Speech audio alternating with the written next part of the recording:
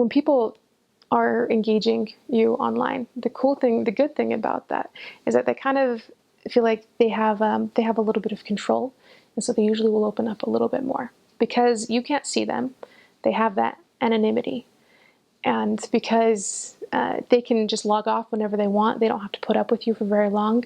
And because they don't see you, I don't think they're going to feel bad about it, because a lot of people have a conscience. So it's easier for them to kind of take that risk. Because it doesn't seem as much like a risk, and they open up a little bit more and they'll talk to you. I remember talking with someone online, and you and your companion, you both chat, together. You don't chat alone. And we were talking to this individual. He had used a pseudonym, so we don't know what his real name was.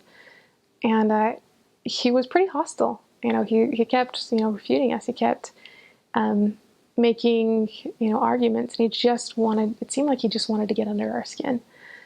And the good thing about what I loved about chatting is that you can kind of talk back and forth with your companion, be like, all right, you say this, I'll say this, let's work together. So it's just like when you're teaching in a regular lesson in someone's home, but everything that you're saying in your head, you wish you could tell your companion, hey, I want to tell them about this, you should say this. You got to actually do that, And so I remember my companion and I were working together, and we were talking about it, and we were really patient with him. And he was just saying why he didn't think God existed, and just asking us all these questions that he wasn't really expecting an answer for. But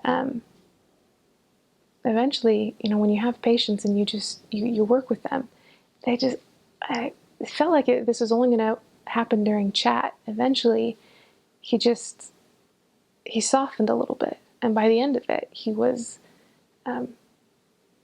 said he would pray.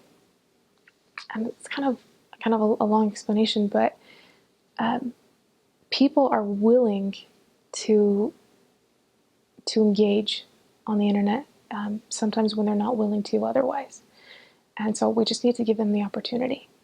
You need to just extend the invitation. And sometimes I think how that would work, as it's evolving now, is when you invite someone to check it out, to check out the websites, or you put something on. I know some missionaries now have Facebook profiles that they can use. If they put something on there that encourages people to ask questions, or asks them a question, encourages them to answer, they do quite often. And you can ask them, you can extend the invitation, do you want to know more? And, it's interesting to see how often they will say yes. I do remember there was one guy that we taught. He was in the YSA ward in DC, and he first started investigating the church through the internet.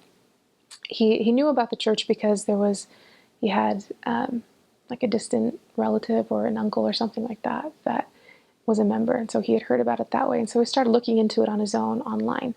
He started finding everything that he could, and he started chatting with missionaries online and asking lots of questions. And they asked him, would you like to learn more? And he said no, online. However, he ran into missionaries on the street and said yes to them. So it was another step along the way. So he learned, online. He learned from things that people had posted. He learned from, on Mormon.org, he chatted, and he eventually, he said yes, and he was baptized, and he was a pretty solid guy. You could count on him to do what he said. So that was cool to see that happen.